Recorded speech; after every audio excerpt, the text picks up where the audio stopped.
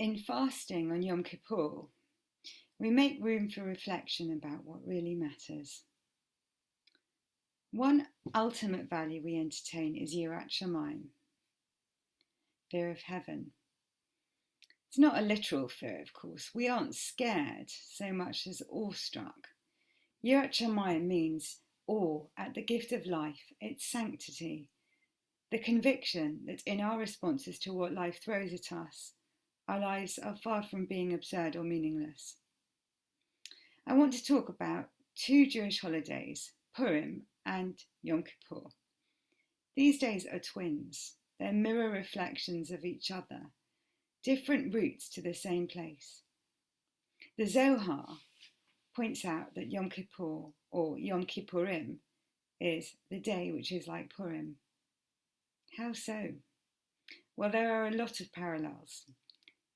On Purim we wear fancy dress, and on Yom Kippur we dress as angels. We wear white and we don't wear leather shoes. On Purim we feast, and on Yom Kippur we fast. But both are extremes.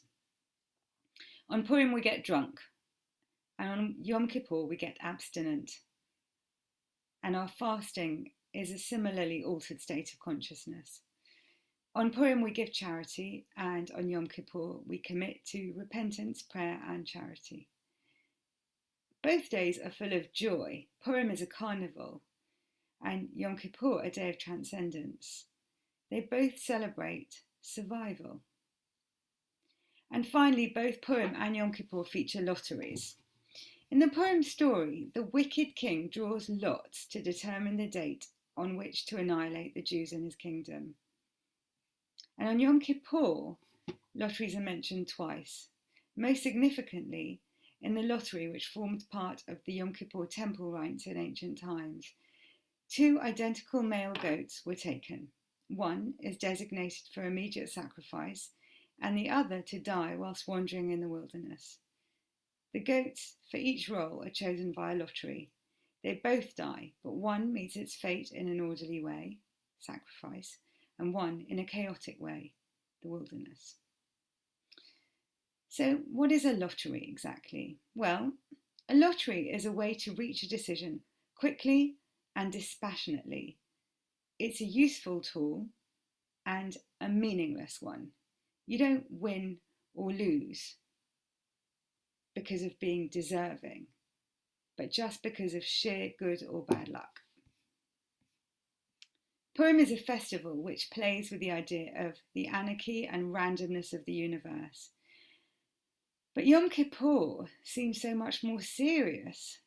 Why then would we be using this lottery image on Yom Kippur? Aren't we supposed to be taking responsibility for our actions rather than claiming it's all out of our hands?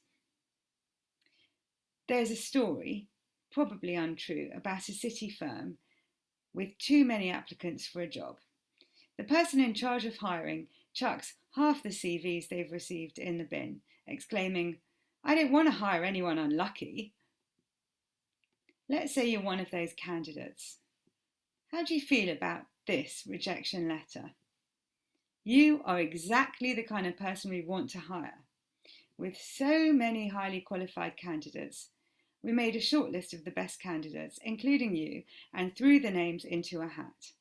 Sadly, your name wasn't the one we randomly picked out. It's nothing personal. Better luck next time. I actually find this letter quite helpful. It affirms that you were deserving and capable, you were good enough, you couldn't have done anything different, you were just unlucky. Many of our gifts are things we didn't earn, being tall or healthy or a fast runner or beautiful or brainy or funny. These are prizes in a genetic lottery. Certainly, we have to work to cultivate the head start our gifts gave us, but that we had them at all is a lot to do with luck. Remembering our good fortune and noticing the element of chance in our successes makes us grateful and humble. It helps us accept failure, and it supports us in cultivating empathy towards other people when they don't succeed. Life is a lottery. We can't control what happens to us, only how we respond to that. That's what Rabbi Hanina meant when he said, Hakol bidei shamayim, everything is in the hands of heaven, chutz miyirat shamayim, except the fear of heaven. Remember, the fear of heaven, that was about valuing life, searching for meaning and believing that it can be found. The Purim story tells how our ancestors were almost murdered because of the whim of a genocidal king. And we feast and party to cope with the intensity of this notion. Yom Kippur reminds us that we will all die and invites us to consider how we're going to live till then. We fast and pray to cope with the intensity of this notion. Purim and Yom Kippur are twins, different roots which both force us to stare down our own mortality. Yirat Shamayim, fear of heaven, is a reclamation of meaning out of randomness. We are up against all kinds of powerful forces, doomed basically, but we can still squeeze some meaning out of our lives. Yirat Shamayim is the choice to feel awe at the sanctity of life, to hold fast to the belief that life is not absurd or meaningless, because we can make meaning from it. In Yom Kippur, we have a beautiful day of reflection ahead of us. Let's use it well. Chatima Tova.